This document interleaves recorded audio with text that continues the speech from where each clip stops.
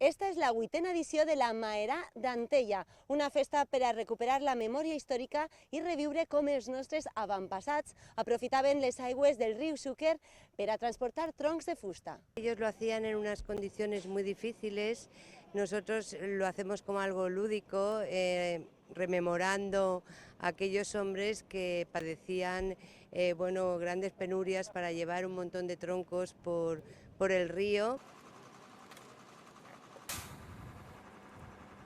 La veritat és que el tema de baixar els troncs i tal és el que és un poc perillós i sí que és tal.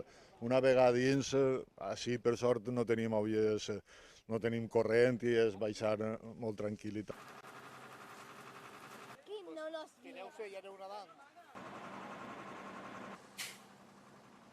Surcar el río con los troncos es una verdadera tranquilización.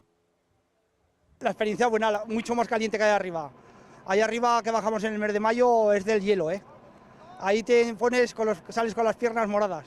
Una vegada en l'aigua amb els ganxos porten els troncs com si fora un ramat cap a la sud d'Antella, on antigament es descarregaven i es portaven en carros per a continuar el seu camí.